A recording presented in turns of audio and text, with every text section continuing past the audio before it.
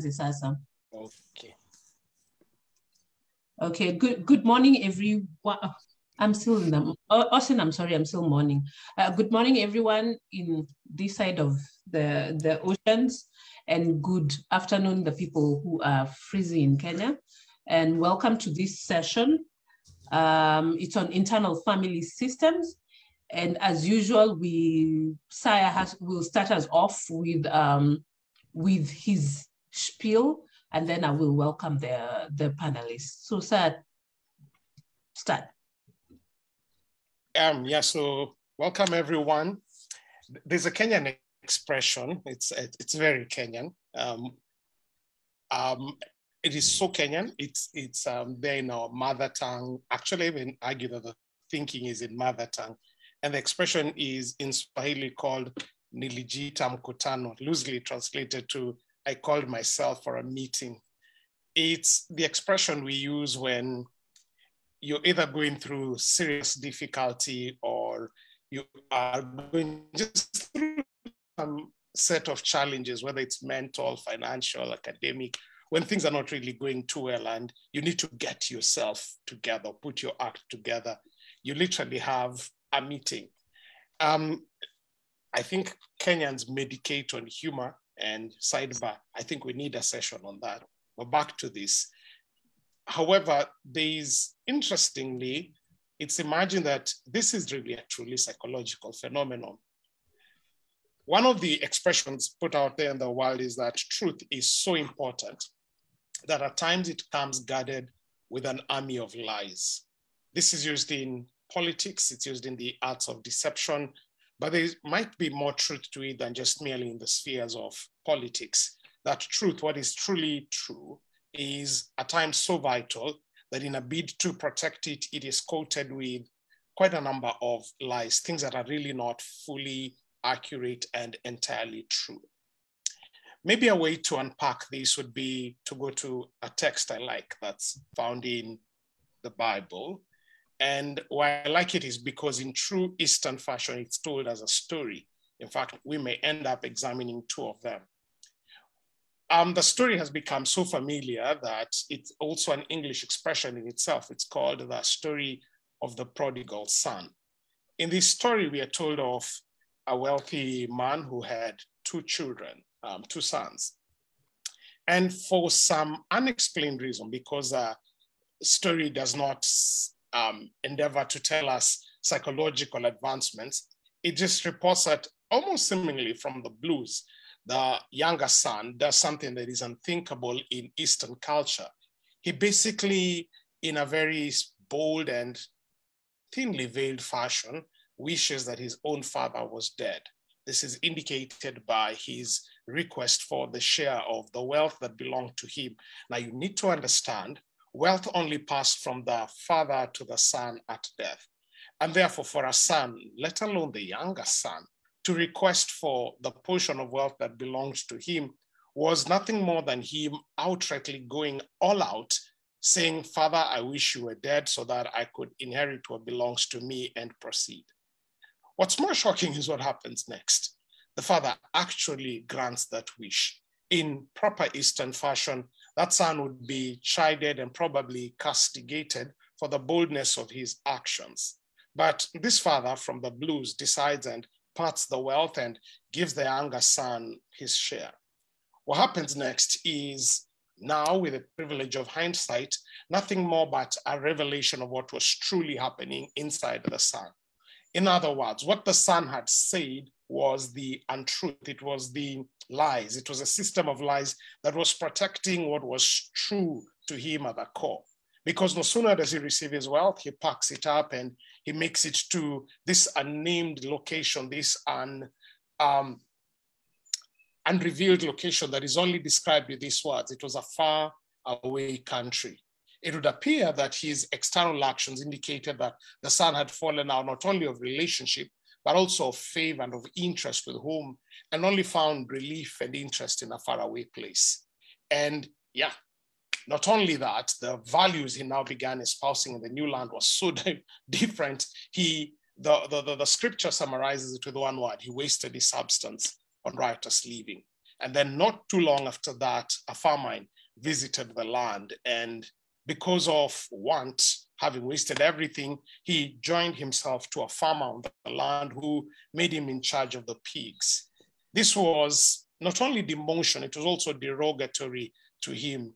But it was there at the pigsty that Kenyan saying kicked in. It was there at the pigsty in the midst of a famine, broke and broken, that the boy could no longer hide the truth about who he was truly innermost with this elaborate system of lies that he had built and financed over the time. The system of lies that had been sponsored with the money and the wealth and the fame and the distance, at this time fell apart, and he did what Kenyans would say, he called himself for a small meeting, alijita mkutano. And he came up with that famous line, here I am at the brink of starving, yet back home my father has all of this wealth. And as a result of that small meeting, he decided he'll head back home. Of course, again, you begin seeing him quickly. No sooner does he leave the barn with the pigs, than he begins forming again another system all around him. Because he's no longer willing to expose who he truly is to the Father. He comes with this speech. He comes with these recommendations. He comes with this proposal. It seems the lucid moments of clarity are soon again followed by a quick attempt to throw around another system of protection. But maybe the father was too wise or too old or a bit of both to fall for that. Because when the son stands in front of the father and begins narrating this system of lies or this system of recommendations, he cuts straight through it and tells him, you're not going to be a servant. Put a robe on him. You're not going to be one of my servants. Put a ring on him and put some sandals, and proceeds to throw a party. Maybe the father understood what would later be coined, that the son needed to begin operating from a place that is truly true about who he is. He's a son, not a servant.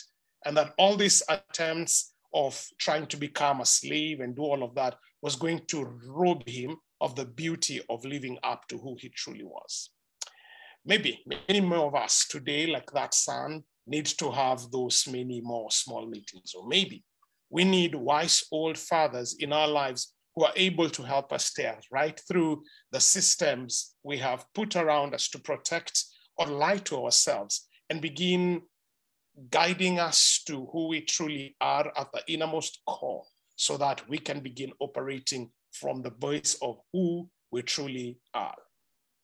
In later years, psychology would come up with a word for this. They'd call it internal family systems. And because I'm not one to bust the bubble and give the summary, I'd just like to hand it over to studio so that we might progress. Hopefully that we might, at the end of through this meeting today, have that meeting with ourselves, or importantly, meet that wise old father who's able to guide us to find what's true about ourselves, overcome the internal family systems, and live through to what we truly are. Back to you in studio. Hi, tumerudi studioni. So I'm just wondering, the older son hakujita mkutano, but that's a story for another day. But let's move to the panelists. Tulijita mkutano. Let's start with the we'll start with the ladies. So Carol, what's your take on internal family systems? Does what science say at least play a role in that, or what do you understand from your point of view and from your practice point, what internal family kujita mkutano system is? Another t-shirt sign. Wow, I love the analogy. I mean, I love the example of the prodigal son. In other spaces, they say, he came back to his senses. I guess that's still part of kujiita kwa mkutano, and it's a rare place. It's not a place that we get to because naturally that's who we are. Most of the time when we jiita to mkutano, really it's from a place of crisis. And I think as we are having these conversations, it would be nice to develop the muscle of kujiita kwa mkutano before a crisis happens, to just have that practice of continuous self-reflection, self-awareness. So I think for me, just starting from there, you know, in my perspective of internal family systems is there are many ways of self-reflection and looking at ourselves and developing self-awareness, and IFS is one of them. And basically, you know, it's a way of looking at ourselves and asking ourselves, how am I showing up? Who am I? And specifically IFS, you know, we look at 4 main parts of us as human beings, and look at how am I showing up? So those 3 are, am I showing up as a firefighter or a manager or an exile? Is the exile the part of me that's showing up? Is the firefighter the part of me that's showing up? Or is the manager the part of me that is showing up? And how can I be able to integrate these 3 into a true, authentic core self of who I really am? So what are those 3 parts? So when you look at the firefighter, really that's the reactive part of us. How we show up to protect ourselves. So the protector part of us is activated when we are triggered in the present. And, you know, a good example is when you're interacting with your child and they are struggling in school, or they bring home a report of not having performed. No, let me use this one that is more real. That brings more reactivity, is when you receive a report from your teacher from school that your child has not been doing homework. And they have been telling you that every evening you come home, they tell you, yeah, I'm done, I'm good, I've done my homework. So there's no way of monitoring until 2 weeks down the line when you get a report from from the school that the child has actually not been doing homework. So the firefighter in you is the reactive part, the part that is triggered. It is triggered in the sense of, I have failed, I'm not a good parent, how can this child be lying to me the way they've lied to me? And so you react as a firefighter to quickly overcome what it is you're feeling. So you might yell at the child, or give them a beating, or give them several consequences, one after another, or endless ones, you know, those undeserved ones, one after another. So there's that firefighter. So do I show up as a firefighter? Because of lack of self-awareness, because of not being able to pause. So that's being very reactive, okay? And then there's the manager part. So is this the manager aspect of me that can show up in that space? And the manager tries to manage situations, and it can either be healthy or unhealthy. So healthy management there is being able to pause really and reflect and ask, what does this child need? Why does this child feel that they need to get to a place where they can lie, okay? But then there's that manager part that wants to quickly resolve the situation by, you know, maybe by control the situation at that time, and try to fix it quickly without stepping back to actually see, what does this child again really need? Does the child need training? Does the child need to actually be taught how to manage their time, for example?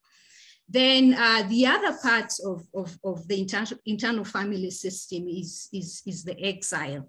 And that's the part that really responds, is triggered, the younger part that holds emotions, that really responds, that is triggered because we have been trying to what's the word here? To suppress, okay? So you go through life, when you're young, you go through life, and because you experience traumatizing situations, by nature, we are wired to protect ourselves. And because as a child, a traumatizing situation, probably a yelling parent, let's say that, because you're not able to process, the emotions, you quickly suppress. You experience the shame, you suppress, but you end up telling yourself, I'm being yelled at because I am not good enough. Okay, so those are the younger parts of ourselves that hold emotions and memories that were ignored. When you are ignored, you suppress. But later on, what happens is later on, they still have to show up. And so they show up in some of the behaviors that we exhibit. I don't know, I feel like I'm rambling a little bit, so I'll hand it back to you to see if you can unpack that a little bit for me, to unpack, but to tell me if that, reflect it back to me to see if it's making sense. It does make sense. And of course, I will ask other people to unpack. Mi kazi yangu ni conductor. Peana. Wacha nirushe mzigo. Mukimba, to add on to what Carol has said, what's your take on internal family system? And is it just within us, or can it be also within the family? Like between Sarah and I know who's the firefighter and the manager. Is it that, or it just has to be within Posa Aswani there? These parts are there. Oh, hi. I came in a bit late. So basically, yes, you're right. It's obviously it starts within us, yeah, because that's where the work starts, yeah. But then the way we respond to also those parts, I don't want to call them disordered parts of ourselves, but the parts of ourselves that are in that fight or flight mode, the survival part, yeah, because that's what they are. They're just trying to make it through life, yeah. So the way we respond to those parts of ourselves actually lets us understand how we respond to other people around us. So the way you're saying there's a firefighter in the family, there's, Mr. Enabler, Mr. Manager, the person who actually tries to keep the peace, they are responding in the same way they would respond to the inner parts of themselves. Either they'll respond to maybe the wounded, the inner child, right? They'll respond to them way different, or with either harshness or criticism, because that's how they would respond to the wounded parts of themselves. So yeah, basically it is not just how we respond within ourselves, it's as well the way we respond to the other people around us. And we see it way more clearly in a family setting, because, you're kind of stuck around these people, yeah? Yes, I wanted to say that the beauty of, I think the best application I've seen with IFS is when you integrate it as well together with inner child work, yeah? You see such effective work because you start looking at these parts not as disordered. I think that's how I wanted to take away the part disordered. You start seeing these parts of yourself as just, some army men, some people who were standing on guard, trying to keep you safe, yeah? If you learned how to keep your mouth shut because it got you into less trouble, you will start seeing that sympathetic part of you that, cannot maintain boundaries to save their life, yeah? But you'll start not looking at her so aggressively, but you'll start viewing her and having so much empathy for her, because you'll understand back when, that's why she responds the way she does, yeah?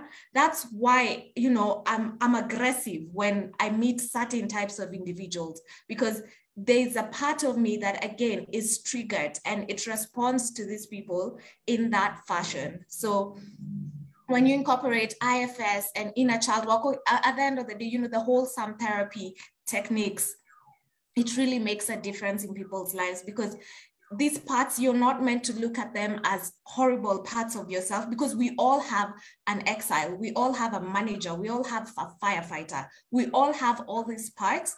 There's one that's, always trying to raise its hand because it has the answer in the classroom. But at the end of the day, knowing and having that awareness, like Dr. Carol said, having that awareness makes such a huge difference, because now when you're aware and then you look at them so sympathetically, you look at them with so much love, then you instill safety And at core, you are all these things. You're curious, you're creative, you're fun, you're engaging, you're open, you're untethered to your pain. So when you look at these parts of yourself with so much love and empathy, you're like, okay, now the inner me, the core, the part that is better to engage at this. Then the firefighter, the exile, they can give you that mantle and say, okay, fine, you can protect us. Okay, fine, let's look for better coping skills. Let's do something better. So like Saya had said, having those elders who instill that safety is the key. Once we feel safe, we go back to the inner self and we start engaging her, and she can, or he can protect everybody else, right? He can protect the firefighter, and they don't have to be on guard all the time. Austin, because I just had to use Tokelezea, you can Tokelezea now and give us your take on IFS. And if you could at least break down the parts, because I can see, I don't think we have fully grasped what the parts are, and are there more parts than these three? And is there a Kenyanese version of Kujita Mkutano? We have everything. Yes. Austin, go ahead. Thank you so much. I think for me, I like to look at the parts also from a developmental point of view. Developmental in the sense that all of us, we are going through different stages of our life cycle. And because of that, then I would integrate IFS with the life cycle developmental psychology, in the sense that these parts normally would arise because of our interaction with the other family members, or also because of our interaction with the environment.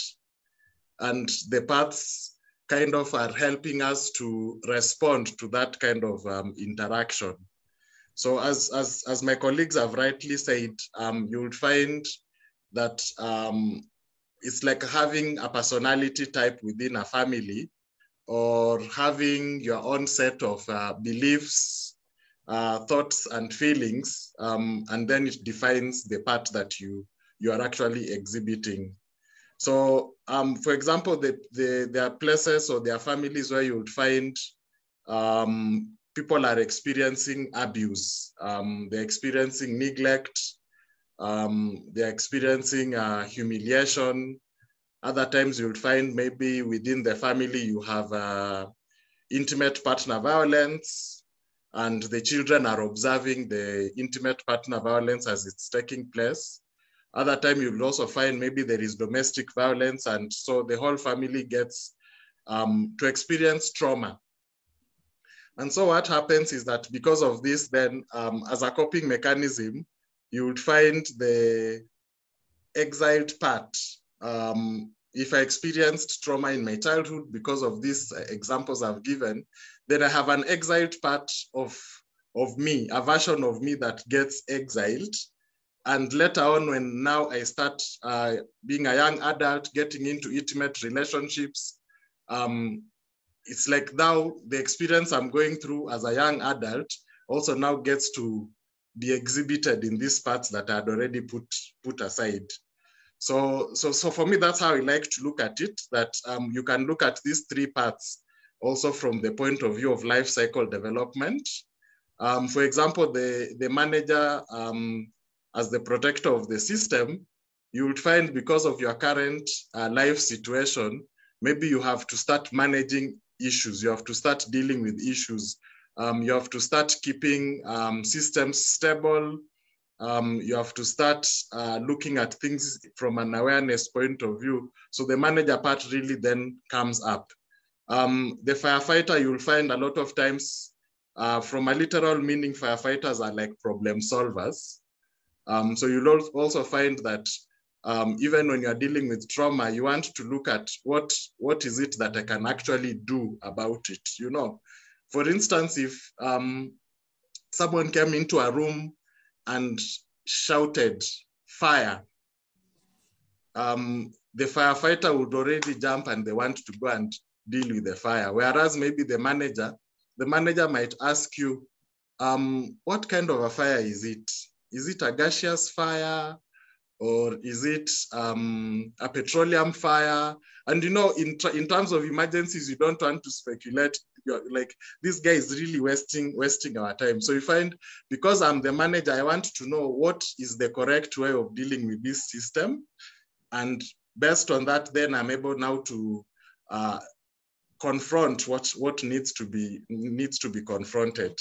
So again, also you'll find, when you're interacting as family members, you'll find that sometimes the parent who is critical, or even at the workplace, the boss who's very critical, sometimes you'll find they're actually exhibiting that part of themselves that is the manager. So I hope I've added some information on this. I know we were to also talk about it in relation to trauma. I think that was one of the questions that we had in terms of trauma. For me, I always like to look at trauma from a life cycle developmental point of view, that as we grow, as we develop, we are experiencing traumas in different ways based on our age and experience. But at the same time, also our age and experience also influences our resilience. So it's something that I like to look at it from that point of view. I give it back to you, Posa. So I'm just wondering, because we've had inner child and mother wound discussion on this forum,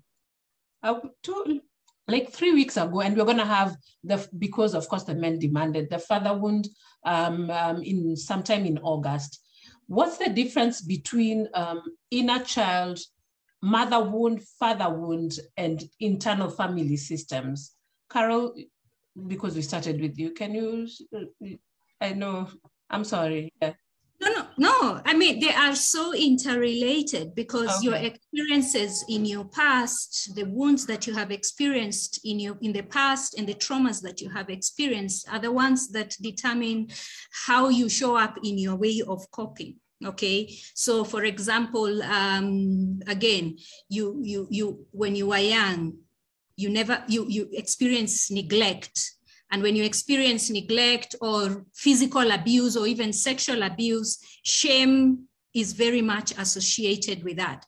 And shame is one of the exile parts. Shame are there are parts of you that are just frozen in time, because you did not have the environment to express them, to heal from them. And so they are frozen in time. So that means there's a wounded inner child in there who, for example, needs to speak up at 35 with authority figures, suddenly you become a little girl and you show up as a little girl there.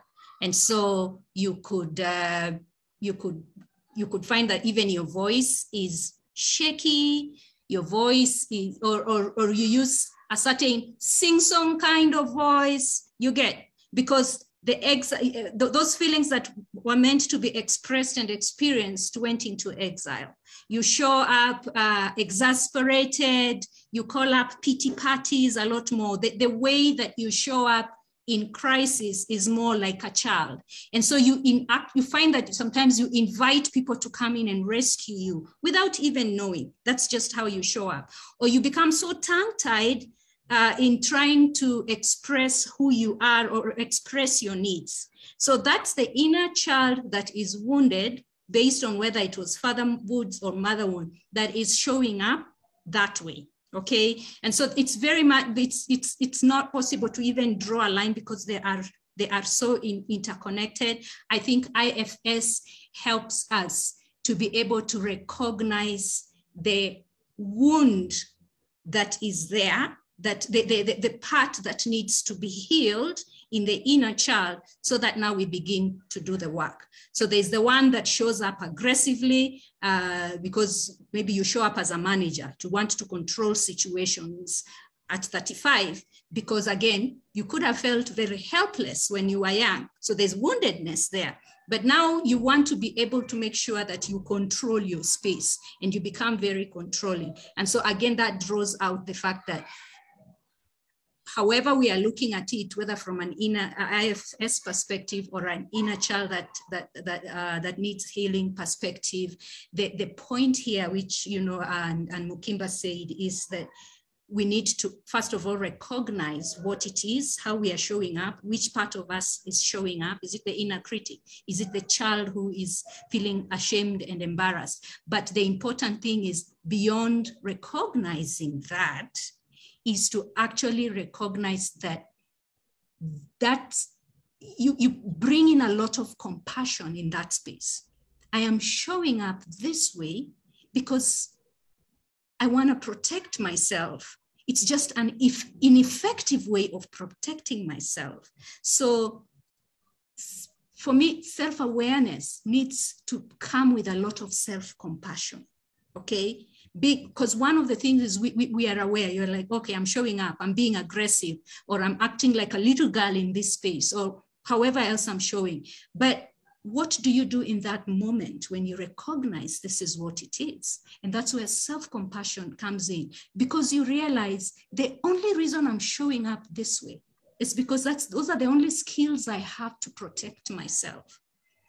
So come, let us find healing, you know? Come, let us find healing. The same way the father received the prodigal son with all his with all his arguments and the thesis or dissertation that he was presenting. You know, he was unfazed. He came in, he brought in his own, whoever he was, you know, the relationship. So it is how we find healing, and I know I've veered from your question, but I hope I've answered it. How we are able to counter that is through a self-compassion, through relationships that are healing relationships. And one of the spaces we find that healing is by healing ourselves, giving ourselves that compassion so that we can heal. But also it's so much more beneficial if we have relationships around us that can also help us bring that healing and give us that assurance that, you know what, it's not necessarily a shameful thing. It's an understandable thing that you are showing up that way. And therefore come, let us heal together. It's almost becoming a sermon. Come, don't semezane. I'm just wondering. So when do these parts form? When do they show up? And you've said and you've alluded to how they show up. But can we just go through, especially the exile? I feel like it should be renamed. I like the frozen part, because the exile, I wasn't Sikuku, and it wasn't. It wasn't Donjoing. There's no better than Donjoing. It wasn't Donjoing very well. So when do these parts form? How do they show up? And how, without being told, I mean, without even me who went to school kidogo, I didn't know about IFS until I started this thing. How do people know without therapy? Because therapy is expensive. How, maswali mingi, okay, Mukimba, whatever Kizungu landed in your head, just answer. So I had noted that IFS is not just used in therapy. So that's the good news, is that a lot of people are using it in self-work, and a lot of people are using it even in Christian circles, when people are doing like Christian healing and group counseling. So IFS is very effective, and what it does, it gives you the equipment. It gives you the tools to actually now go ahead, like Dr. Carol said, like now if I'm safe, right? If I've secured this safety for myself, then now I can come and call the meeting for my guys and these parts of myself, and we can sit down and say, you know what, okay, why are we responding to this? What is it that has triggered us to take us back to that moment, that frozen in time moment, that trauma, that time traveling? Now we are back. We're 6 years old. We've been left. Dad just walked away, you know, the door's locked and he hasn't been back in a week and we're scared, right? So the small, tiny vows, maybe we said to ourselves back then, and we were like, you know what, I'll always take care of myself. I'll never rely on anybody and all this stuff, yeah? So now I can go back and tell myself, you know, this is not functional right now, yeah? It's probably affecting how I show up as a mom. It's probably affecting how I show up as a wife. It's probably affecting how I show up as a friend, yeah? Because I'm not open. I'm tethered to this frozen moment in time. So now I can come in, and after I've secured some safety for myself, then they can trust me. These parts of myself, whether it's the 6-year-old, whether it's even the 23-year-old part of me who was in a difficult relationship and learned certain things and made certain vows. Now I've got to bring her also to the circle, and we agree it's safe. Yeah, now we are safe because now we're in an environment. That's also something that's important, by the way, to note that when we're doing IFS, it's important even in a therapeutic practice to ensure that the person is in a safe environment, because otherwise it's ineffective. If I'm still in a place where my survival mode is always being triggered, then it's impossible for me to be able to tell, you know, the parts of me that know how to look after me best, it's okay, because we are not safe. But when we are safe, that's when these parts of ourselves are ineffective, yeah? At some point they worked. When we were 6, when we were 23, when we were 16, they worked. They enabled us to survive through that moment. But now in a safe environment, they're not functional. So that's the whole concept of it, is that now it's not working because we are safe. But when we are in attack, of course, being silent. Let's say you have a kidnapper, trying to tell you, yo, you've got to be silent. You've got to be silent, yeah? Then the coping skill works. Being timid works. Being quiet, not knowing how to stand up for yourself, that works in that type of situation. But what happens when the most, it's maybe preventing me from being able to go ask for my promotion. It's preventing me from being able to seek out opportunities that I need. Then it's ineffective. Then the coping skill that I developed then does not work in the moment now. But I've got to be safe first. So how do you get safety without therapy? How are you getting? Mukimbe, you can just continue. How are you safe without a therapy? Because I feel like some of our parts, like the frozen parts, can be very triggering if you start to remember the abuse you suffered. How do you get safety without therapy? Okay, even in therapy, right? But we do actually, yes. Yeah, even in therapy, we do ensure first that I've equipped my client first with some coping strategies. Yeah, we're not going to go revisit your very, very traumatic, very triggering moments, and you don't even know how to cope with those things, right? So having amazing coping tools, knowing what it is that you do right now as an adult, as a safe person that makes you happy. What does make you feel safest? And it involves a lot of investigative work, right? Sometimes for people, it's the bottom-up approach, yeah? They need to first figure out how their bodies are feeling in order for the mind to actually engage and say, I'm safe.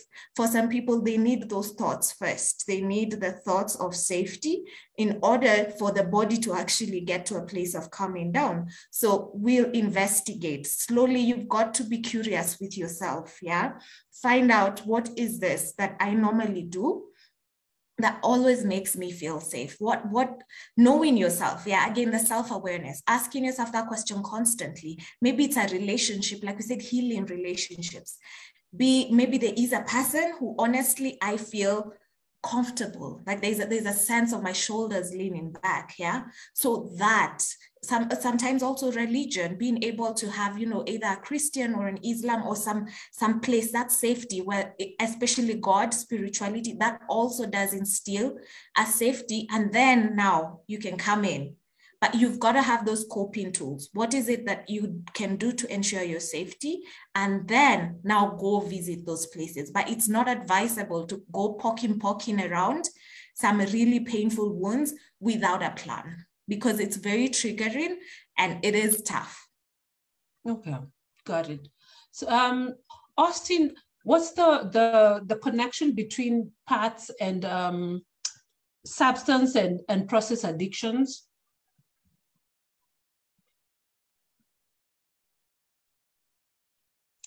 Thank you for the question. So normally you'll find when you talk about the parts, when you talk about the parts in terms of the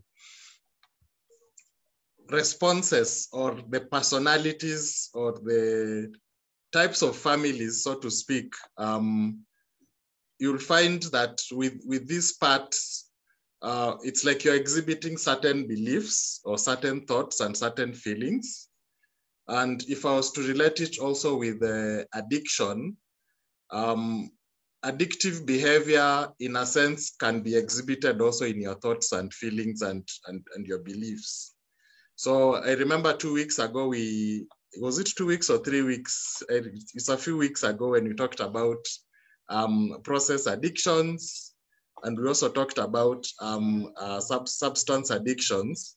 But one of the things that I have found that helps me as a therapist to bring out this to the clients is when I ask them to write their life story. So you are an addict, I ask you to write your life story, and you're going through the different stages that you've gone through in your life.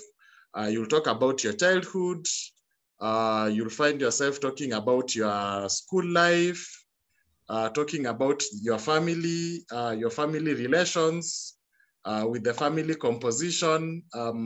Sometimes you also, if you're able to talk about the personality, how the different personalities in your family, how do they behave? What are their thoughts patterns or belief patterns or feeling patterns? Then once the individual has been able to write their life story, we also ask their family members to make out a collateral letter. So it's like they are writing a letter to this individual, dear so-and-so, and we have given them some guiding questions to talk about how the individual's either substance addiction or process addiction is impacting them. Now, the interesting thing is that once you receive these letters, sometimes we then go through the letters with the client to see how the interpretation comes out.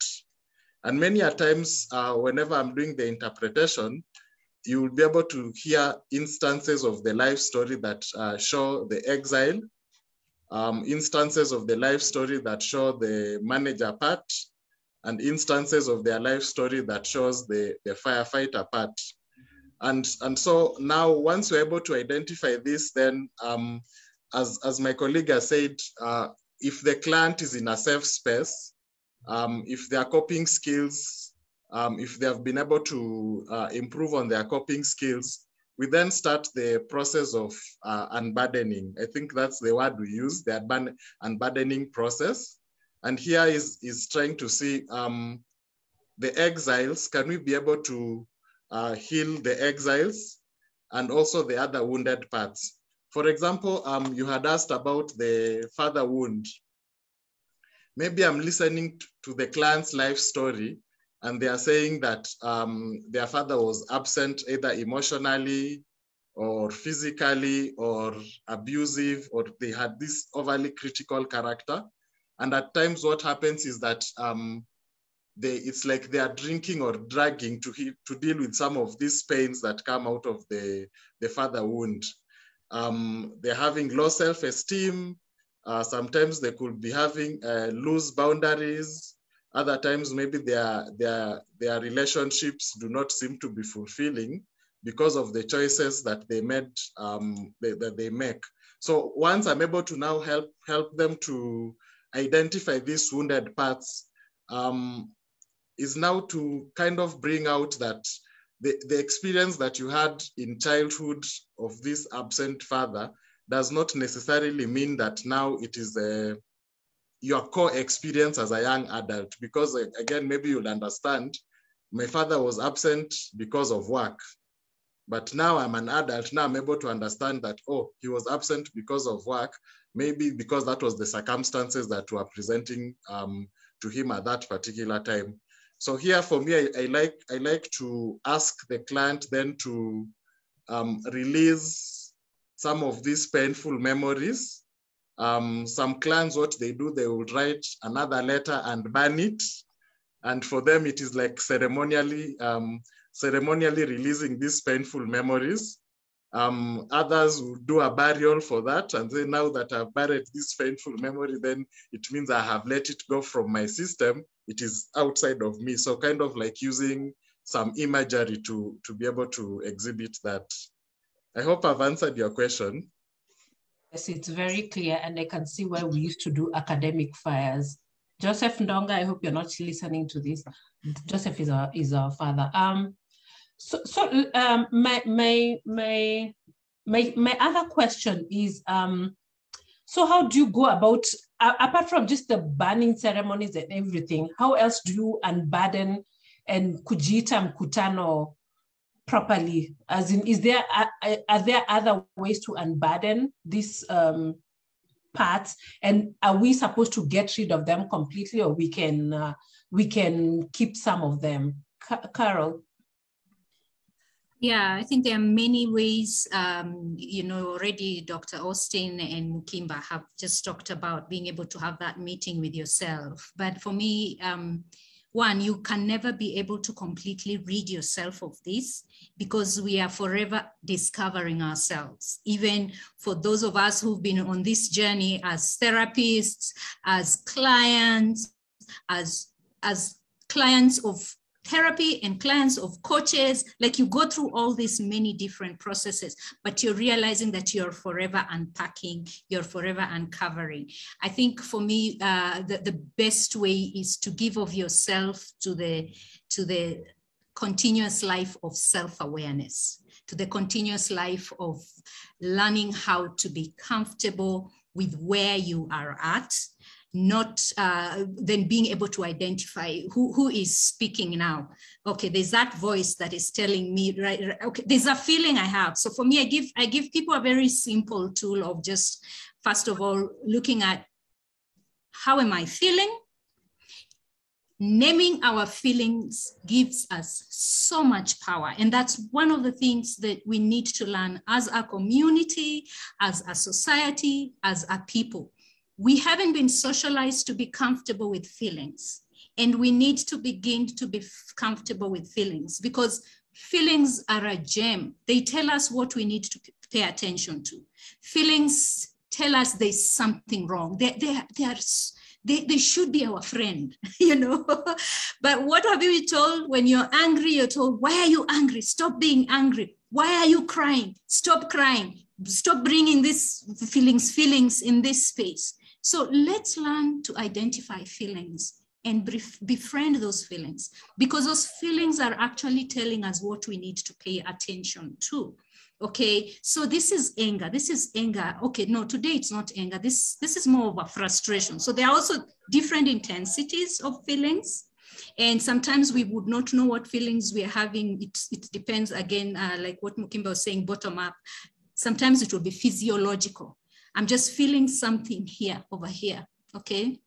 So I don't know if it's a kiwaru or, or it is grief, you know, but just being able to give yourself permission to acknowledge, this is what I'm feeling, this is where I am feeling it, this is how it shows up for me. It's a skill, it's a muscle we need to build. But let's begin somewhere. Let's go and Google feelings wheel, for example. Print it out and put it somewhere so that your kids can be coming and pointing, no, today it's not frustration, today is annoyance, okay? So when we name our feelings, we are able to have a hold over them, we tame them. There's a famous Dr. Daniel Siegel, who talks so much about all these spaces of feelings and emotions and what to do. He talks about naming it to tame it. So for you to be able to tame your anger, to tame the emotion, name it. Because also from a neuroscientific perspective, it shows when we naming our feelings calms our brains. So when they're doing brain scans, Someone is asking an interesting question. Let me not be distracted. So, when we name our emotions, it calms the brain. And when our brains are calm, then we have access to the rational part of our brain so we can make better decisions. Okay, so for us to get to a place where we are making better decisions in the face of crisis, let's begin early. Let's begin to practice that naming of feelings, naming of emotions, so that we're able to connect with what it is we are supposed to do. So naming our emotions. And then part of self-awareness is also asking, where is this coming from? What am I telling myself? What am I believing about myself in this situation? Okay, when my child says something embarrassing in public, okay, it triggers that exile part, it triggers shame, okay? When it triggers shame at 35, I don't know what to do with this shame and I need it to go away quickly. So the manager comes in quickly to manage this situation, or the firefighter comes in to manage this situation, and I find myself yelling at my child, especially because my in-laws are there and they're watching to see how I'm raising my children. Let me say something big and profound to show them. So I'm trying to cover that shame by also yelling at my child. So what happens? I'm also giving off shame to this child. Okay, so why am I doing that? It's because the thoughts that are going on in my mind are, this is embarrassing. This is making me look bad in front of my in-laws, in front of my friends. So again, inviting people to go beyond the feeling to the thoughts. How am I interpreting this situation? Because how you interpret it will determine how you react, which will determine how you feel, which will determine how you react. So inviting people to a journey of self-awareness, of course, more effective when it's done in therapy, but also just learning, educating ourselves about emotions, being comfortable with emotions and asking ourselves, where is this emotion coming from? It's coming from thoughts. And where the thoughts coming from, you can even dig deeper and say, where are those thoughts coming from? They're coming from some certain belief systems. Okay, and certain belief systems such as children should not be seen, should only be seen but not heard. That is a message that was given somewhere when you were told to shut up, when you were told don't talk like that. And so when your child does that, it triggers that belief system. So again, going back to the belief system, and this is where now at this point what Dr. Austin is saying, we begin to change, to separate the belief system. So I am worthy enough to be heard and to be understood. Children are also human beings worthy to be heard and understood. So in that whole perspective then, I make that decision at the back of my mind when my child is embarrassing. The first thing that comes to me, now that I have given myself into that space of learning these things, the first thing that should come to my mind now is, oh, this child needs training on how to speak. This child needs training on how to communicate. It's not about me being embarrassed, me being shamed. But if I have that at the back of my mind, then my reaction is very different. It's more of a responsive.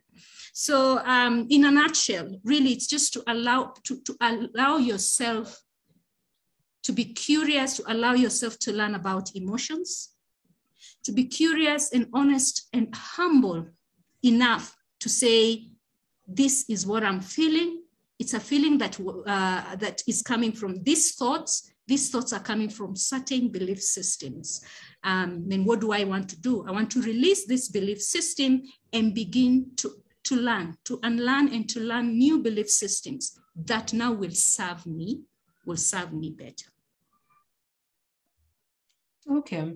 And since we have to teach people to learn how to kujita mkutano and change our belief systems, and there are institutions in Kenya that actually teach people, and that's the education system, human resource departments in all companies and the church. How are we equipping them to learn about IFS and kujita mkutano so that wounded people can stop bleeding on other people in these institutions? Mukimba?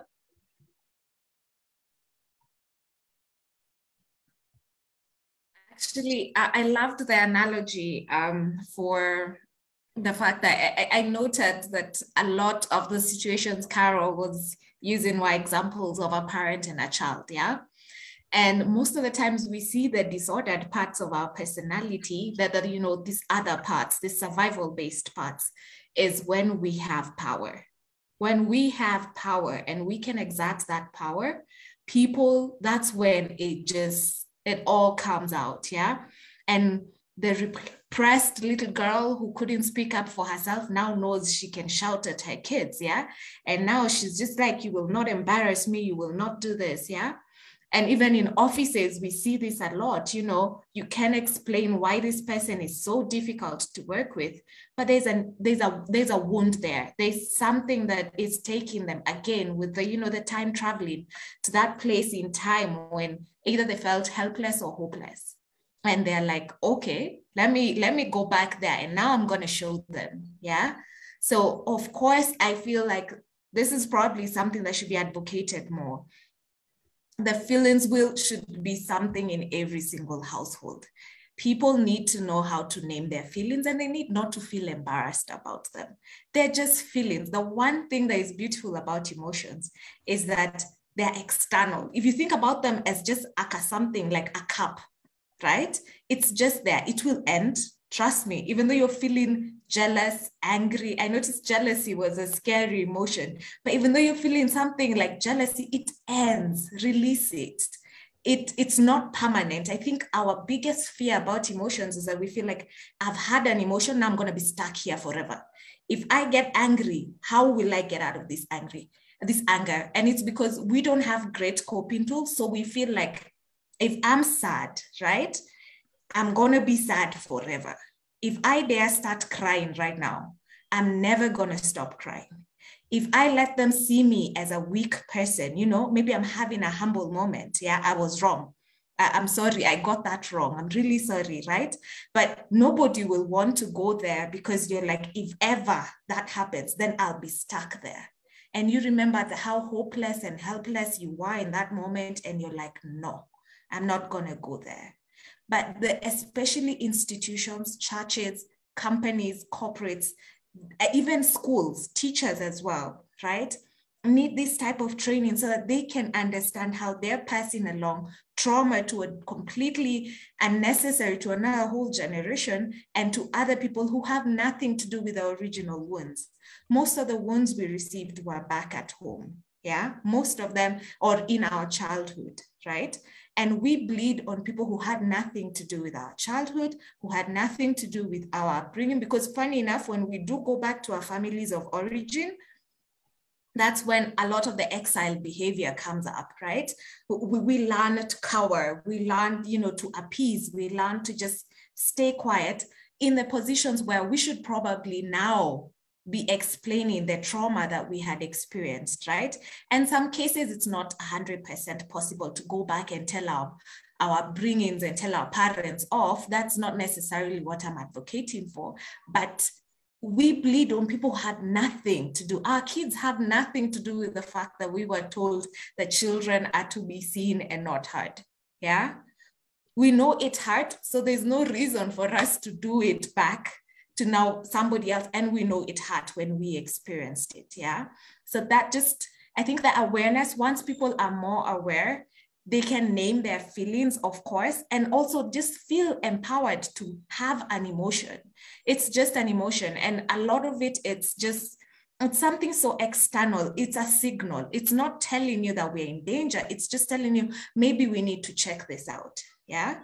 Maybe it's telling me I'm angry, right? Sometimes my anger actually involves hunger. It involves a physical condition. So I could just need to eat. I could just need to drink a little bit of water. The more aware we are, the more empowered we are.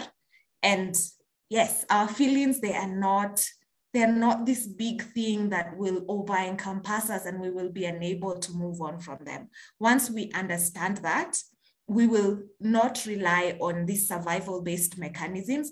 We will now start to trust at core, because at core, we are kind, we are compassionate, we are curious, we are we are empathetic, we are looking for, we are creative. And in order to engage those core parts of ourselves, we need to now stay away from the survival-based thinking, right? The external, those other parts that are trying to protect us, but they have no reason to protect us in the now. Okay. Saya, how do you use IFS in your transitional coaching and preacher side? For the preacher side preaching is nothing more but like what I did for the intro, it's to show guys, let me begin with the preaching side. So there are, for instance, when you're showing people sin as a concept and our response to it, the IFS is brilliant at helping people understand our response to the perception of guilt. Okay, because normally when people begin feeling guilty, the thing they are out to protect is self. The true self is protected. And therefore you normally are seeing people are trying to help them understand like, hey, probably what they are initiating here is a response where the manager is trying to manage the scene, or they're frozen in their scene, or they're trying to hide away from their scene. And a brilliant example of that is David. David shows the full IFS spectrum in his ordeal with the Bathsheba issue. He takes someone's wife, and when the news comes through that she's pregnant, you begin seeing David's IFS kicking in place, and you help individuals see like it normally also happens. So the manager bit tries to call Uriah from war and tries to get him to sleep with Bathsheba. That doesn't work. The other side tries to make Uriah drunk. When that doesn't work, he now just goes ahead and kills Uriah. So you begin, of course, showing people parallels. Like that's the same way we deal with our sins. So in my preaching practice and in the craft of preaching, it's normally to show that the reason you probably are not fully accessing the toolkit of grace, because that's really what the Bible is. It's a toolkit of grace for every area of life, has everything to do with internal family systems that you've thrown around yourself consciously or unconsciously to medicate against guilt. And by so doing, you are denying yourself the opportunity of receiving not only the grace of forgiveness, but also accessing the other powerful tools that Scripture has to do. When it comes to my exercise of the coaching practice, especially in the domain of transition, one of the things that is key during transitions is overcoming the sense of being stuck, okay? And when individuals are stuck, you're normally asking 3 questions. Are they stuck because they lack the tools? Are they stuck because they lack the awareness? Are they stuck because they lack the willingness? Or is it a mix of any of these 3 things? And the understanding of the whole IFS concept is normally integral in helping people understand things or systems they have built over the past to help them navigate previous transitions or previous changes, adverse or pleasant. And often in the coaching practices to bring them to realize what worked in the past, what helped you navigate in the past might actually be sabotaging your present. So it's probably compromised or wounded your willingness to go through transition. And there's something like transition fatigue, especially for individuals who feel they've gone through so many transitions, maybe feeling transition fatigue. And this has a lot to do with the internal family systems they have used in the past to bring them this way. And then there are individuals who are just stubborn, like it worked in the past, it needs to work now. And you slowly, through the intentional listening, holding space, debriefing, unpacking, and all the other tools we use in coaching, help them be able to say, like, the fact that it worked in the past may not necessarily means it needs to work in the present, but also to help them drill down who the IFS is truly protecting. Because many transitions are God's gift to us to help us move from where we are to where we need to be. And most transitions will therefore shake this external shell we have thrown ourselves. And it's an invitation for us to introspect to who we truly are at the core. And therefore, normally in the coaching practice, there are tools that we can be able to use to help people peel the covering of the banana and be able to understand who they are at the core, and that give them both the permission and the safety to begin acting from who they are truly at the core, so that they can go to the next level without losing voice, vision, or values. Okay. And is there anything you want during the previous conversation that I didn't touch on that you, my fake co-panelists, thinks we should have covered? No, so far I was actually muted because I was listening for me. I think it's gone well. But the important additional question would be, is IFS bad? You know, because there are individuals who may be here thinking like, is this a bad thing? Is it a good thing? Or am I asking even the wrong question? It's maybe not neither a good or a bad thing, but what's the posture one should take towards IFS? Is it something one should avoid or be conscious about? Is that a good thing? Is it a bad thing to have IFS? So Mwenye Studio wants to reframe that. Is IFS for everyone? Because like the same way CBT, EMDR, and all the other therapies are not for everyone, is IFS for everyone. Austin, are you back? I think I saw you out. Thank you for the question. It's also a question about effectiveness of the modality of help. There are so many modalities that are out there that we use. When it comes to life, sorry, that's on me. Sorry, I was saying there are so many modalities in terms of what we would use in helping, and a lot of times you would find that the counselor or the psychologist who's using a certain modality, there are certain expectations that we have when you're using a modality. Number one is the aspect of training. Number two is the aspect of experience in using it. And of course, through experience, you're able to tell if a modality is effective or not. I think one of the assumptions I have made integrating IFS into my practice is the assumption of literacy. So meaning that if I had clients who were illiterate, then this modality would not necessarily work with them. So for me, that is the first assumption that I have learned over experience.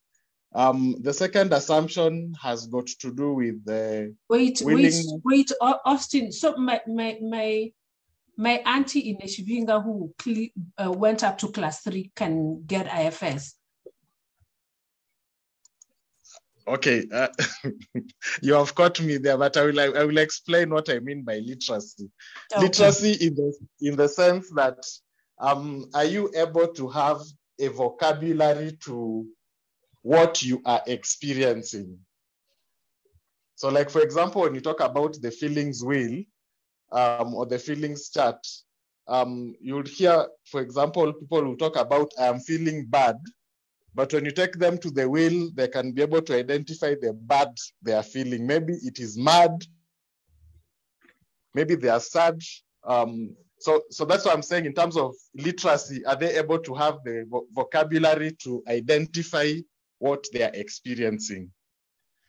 Then the second assumption that I have made when I practice with the IFS, especially when you're dealing with trauma, sometimes also is about the willingness to get out of your comfort zone of coping. Are you willing to confront what you're experiencing? So again, sometimes if someone has a resistance to go there, then it isn't necessarily good to take them to that place, because they can get overwhelmed and maybe they can't integrate their own experiences. Then the third assumption that I always make as I practice IFS mainly has got to do with their family relationships, in the sense that are they able to identify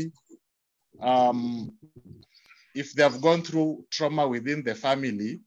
Are they able to identify if they have what you would call attachment trauma, meaning that sometimes we get trauma within our families when our parents or siblings are perpetrators of trauma. And so sometimes I've found myself maybe using a different modality to help clients deal with that aspect of trauma, not necessarily use IFS. So for me, that was what I would use as the exclusion criteria from my experience. Maybe my other colleagues would give their own effectiveness versus exclusion. Okay, and it's Nyara, sorry. So it's up to anyone, Carol or Mukimba, whoever is ready to follow up on what Austin said. And I think for me, we can look at it I look at it on two levels. One as a practitioner, and I really like how Dr. Austin has broken it down on the criteria he uses, because that's as practitioners, we really need to have that grounding to help us make those decisions. So that's from a practitioner's perspective. But when I look at IFS loosely, CBT, whatever other intervention is out there, usually one of the things I also want to ask and answer myself is, does it lead to more self-awareness? Okay, because that's one of the most fundamental tools that everyone needs, whether you're in therapy or not, just an ability to be more self-aware. And for me, because IFS leads to more self-awareness, sometimes any of this, even that IFS might not lead to more self-awareness if you're not doing it from an environment of acceptance and understanding, and really, really understanding where the client is coming from. So that's another question that we need to ask, is what I'm doing, whatever it is I'm doing, is it guiding this client towards more self-awareness? If they don't have emotional vocabulary to describe whether it's disgust or rage they are feeling, those are really big terms. We don't even have them in our mother tongue, disgust or rage. If they don't have the emotional vocabulary to do that, how else can I tease that out of them? And that is why all these other therapy tools are available to us. And these therapy tools that are available to us are not complicated. Let them draw, just draw how you're feeling, give them the pen or crayons and let them draw, or let them feel, in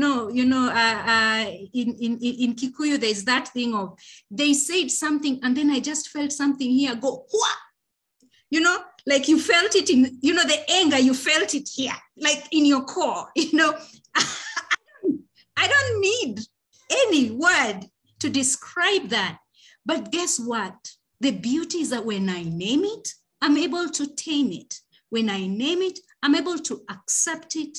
I'm able to own it. I'm able to do something about it because it's mine. And so if we open ourselves up to the fact that there are many other ways without using words that we can describe this, where we are feeling it, how we are feeling it. Sometimes with children, tell them, act out how you're feeling. I want you to act angry. And they go, and then you say, that's anger. That's frustration.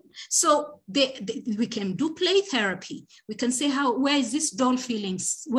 Where is this doll feeling sad? Okay. And then so you can create a lot of opportunities for these things, for self-awareness to happen regardless. And so for me, is IFS for everyone? Yes, it is, if you allow yourself to include as many modalities of practicing as possible, just as with any other form of therapy. Yes, I'm just looking at the feelings wheel that I shared, and I can share it again.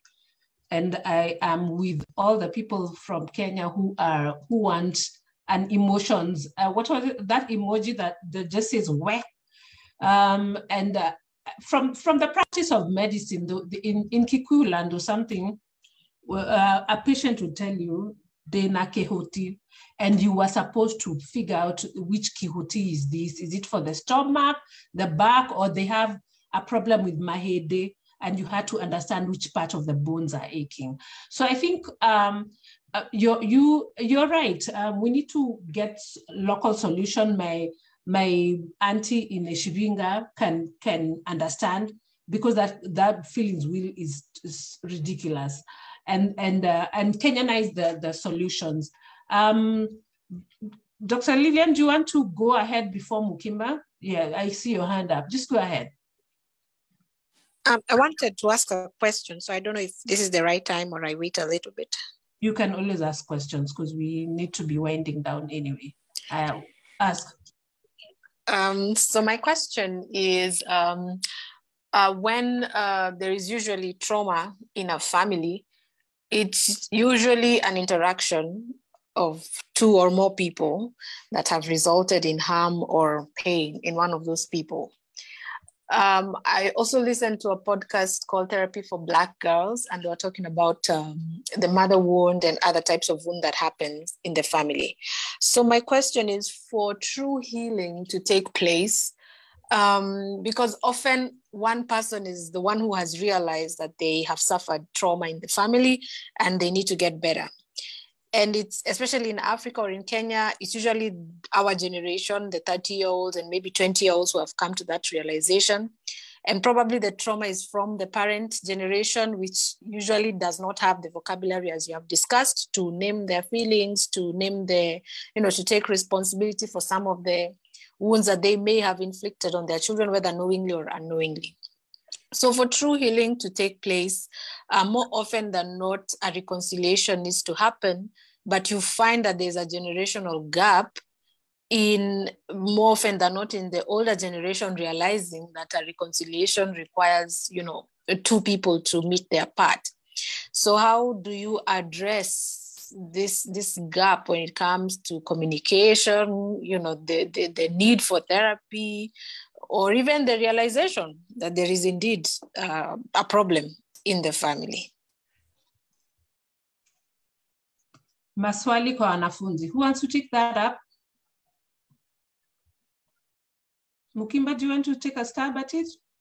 Yeah, I think I can try. Yeah. Saya had said about the willingness, the tools, and the awareness, right? Yeah.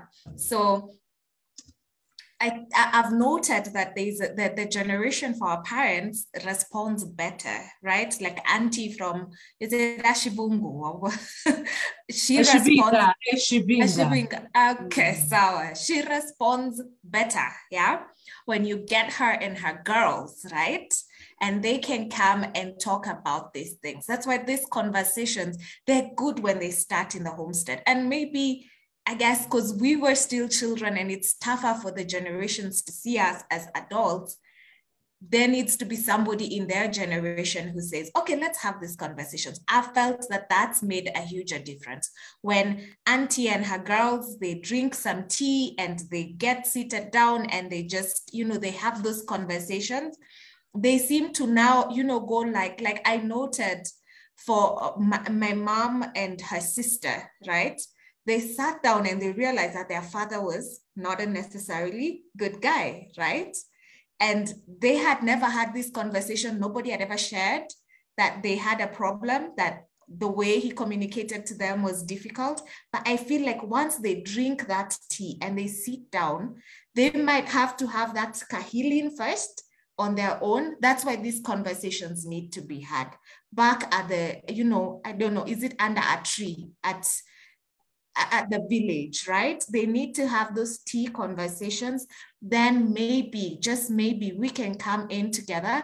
But the best type of healing would happen. The opportune healing would happen if all generations involved were just, coming in and it was a safe space. But without that, definitely, without that conversation, there will always be a gap. But it's also important to understand that healing can never be, you can't put like certain subjectives, things that are without your control. You can't choose to only heal if somebody comes in and apologizes to you, or to heal if this person changes their behavior. A lot of the healing we do has got to be just a personal decision. And then obviously the best would be if the whole society healed. But at the end of the day, you've got to just take charge and say, I've got to do my part and I've got to be better, whether it's setting boundaries for yourself if these relationships are still continuing, and having some strategy on how to work around the relationship. But healing, again, it's very personal, and you can put certain, like conditions to the healing that if, especially when they're without your control, when they're not things that you can fix, because we can't fix mindsets, we can't fix attitudes, we can't even fix willingness. Yeah. So it would be opportune if we all could have those conversations and heal together. But at the end of the day, it may not be possible, but we can still choose healing nonetheless. I hope that answers it. Lillian, are you? Yeah, yes, it does. Thank you. Okay. Elle, go ahead. The other Elle, Lina.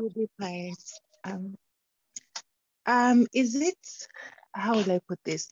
There's this notion that, okay, the other lady, I can't remember her name, saying that it has to take two people for you to heal. Watching, we are fortunate that we have social media, we have friends, we've been exposed to XYZ. However, some of the people who've hurt us do not have necessarily the same opportunities to learn from social media or from colleagues or wherever. One path that isn't talked about a lot is boundaries. Once you know that someone hurt you, and you know the thing that they did to you kind of is showing up in your adulthood, is there something in the psychology world where we are taught how to create our own boundaries in the name of healing, and not necessarily confronting the people who hurt us? And I think I want to tie that with a question Philip asked of, is the if IFS as an assessment to highlight wounds? Austin, do you want to take a stab at that? So for the second part of the question about the scale, so yes, there is an assessment tool for IFS. I think if you go to the website of IFS under their bibliography, you'll be able to get instruction on how to get the tool. The tool has to be bought, so to speak. The IFS scale has to be bought, and then you're able to use it. So some studies have been done on the tool. For those of you familiar with the tests and measurements, so studies have been done to look at how this tool relates with other tools in terms of reliability, validity. There are norms that have been put there, so it's quite an interesting tool to use. Now, the question about boundaries. I always find this topic very interesting, in the sense that, like when we're working with families that have addictions, one of the challenges they face, the family system faces, is a lack of boundaries or diffuse boundaries. The boundaries are not clear for everyone. So normally we say that good fences make good neighbors. Good fences make good neighbors. And so we do exercises on how family members can learn how to set boundaries with one another. And a lot of times we say that you are setting boundaries for yourself, Other times also you are setting boundaries in your relationships because you love the people you are relating with, but you don't want them to bring you down, so to speak. So you'll realize also that when you talk about boundaries, as with any condition, we have healthy boundaries and unhealthy boundaries. And a lot of times the counselor will then be modeling to the client how to set out these healthy boundaries, either the boundaries in your marriage, boundaries in your friendships, boundaries in your relationships, whether it's with your co-workers, with your parents, with your siblings, or even just the people that you're interacting with, your neighbors. So if your boundaries are weak, or if your boundaries don't exist at all, you might find yourself being taken advantage of.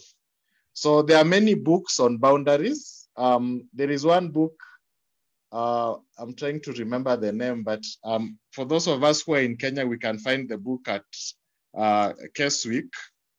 The book is by Henry Cloud and John Townsend. Henry Cloud and John Townsend. So he's written a series of books. I mean, the authors have written a series of books on boundaries, but the classic is the one, When to Say Yes, How to Say No to Take Control of Your Relationships. So this is really the classic, but then they've made boundaries for marriage, boundaries at the workplace, boundaries in friendship. So they've made other books out of the original book. So I know it's available within Kenya. We can get this book and it's quite interesting. The only challenge for some people when they read this book is that it has examples from scripture sometimes. And so there are those who are not comfortable with it in terms of the examples. But generally, conceptually, it is a very interesting book to actually get. I think, yes, I think for me, that's what I would say for now. Okay, and I think we can wind it down. If you have a question you want to ask, you can still put it on the chat or unmute, and we'll give you permission to talk. But yeah, this is Muzunguko wa Mwisho. Carol, because we started with you, your take-home message, and we always end with hope. So tuambie hope and take-home message on IFS. Yeah, take-home message, which will be put together with the hope message, is that healing is a process. Healing, number one, healing is possible. Number two, healing is a process. And that's why we have ING. One of the things people get frustrated with is, but I have gone through this process. Why am I not making? Why is this happening to me now? But when we open ourselves up to the fact that for as long as we are alive, we will keep growing. When we stop growing, then we die, okay? The only time we stop growing is when we are dead.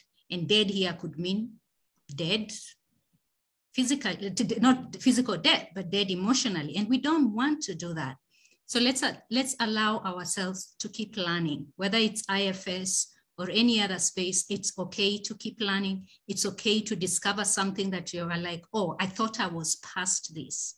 Okay, so so for me, that's what I would say. Healing is possible, and healing is a process as long as we continue to offer ourselves to growing and learning and becoming better. But I've really enjoyed this conversation and even the questions, because I think one of the things we really are asking ourselves is, how do we localize this? How do we localize this so that it's not just ideas that we're getting out there?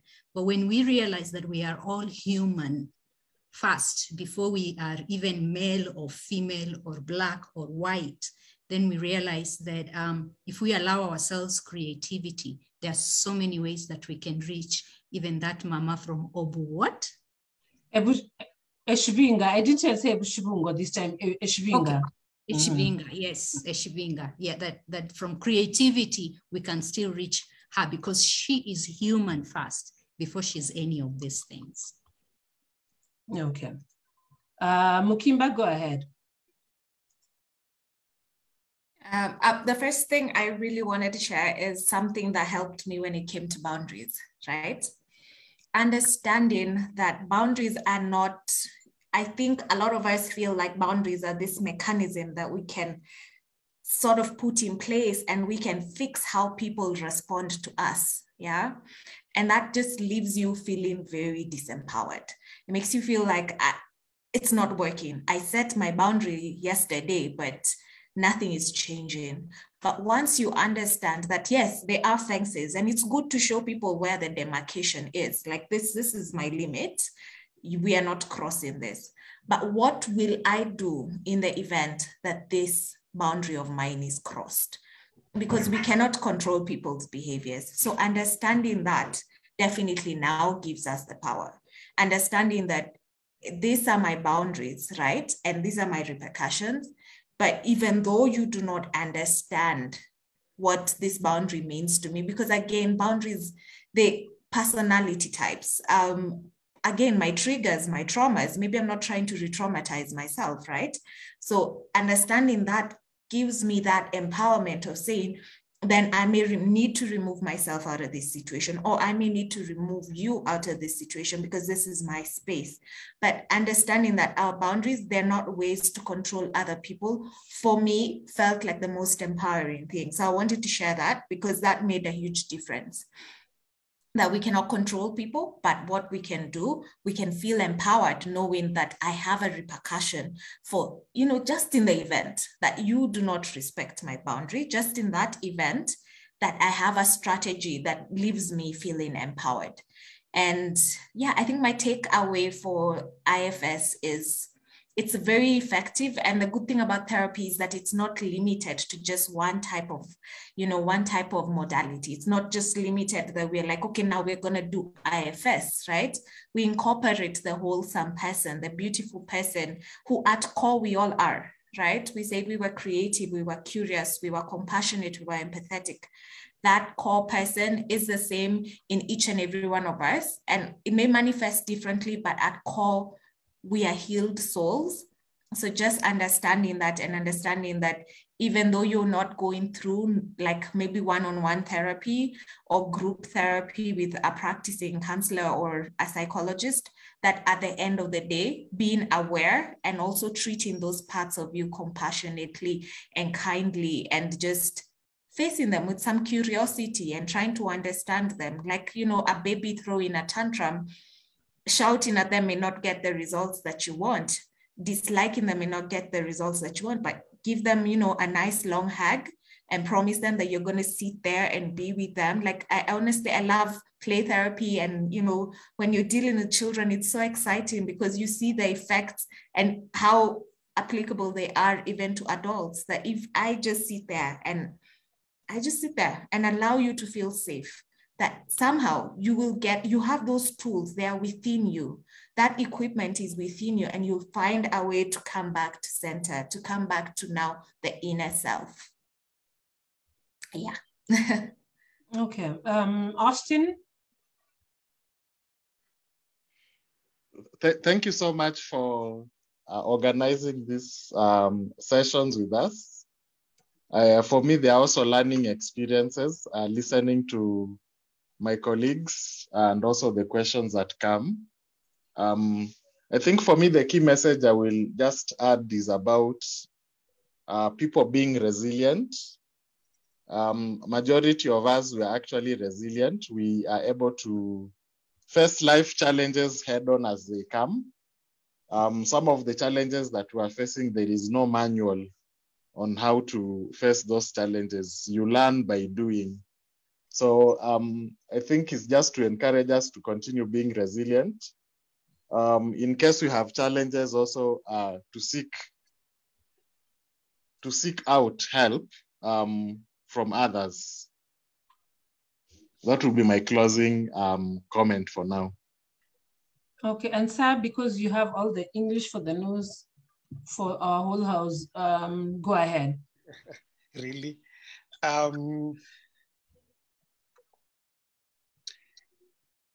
Internal family systems will be needed, but like any tool, if over-leveraged, could lead to dependence. If under-leveraged, could lead to suboptimal performance.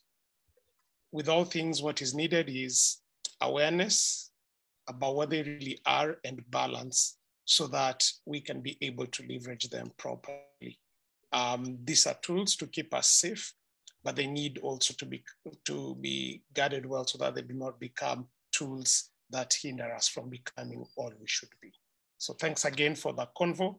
I'm a lifelong learner, and this has been a nice lifelong classroom. Thank you very much. As usual, I learn a lot I think I've learned more on these forums than I learned in school.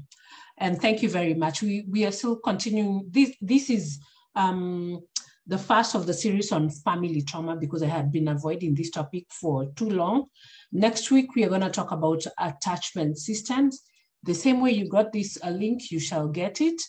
As for now, I will stop recording in case, I'll stop the live stream in case there's anyone who wants to ask a question that doesn't want it to be on permanent record. And then we can leave at our own pleasure. Thank you very much. I'm always honored to host, and thank you to the panelists for doing this. Thank you. Na Mungu awabariki.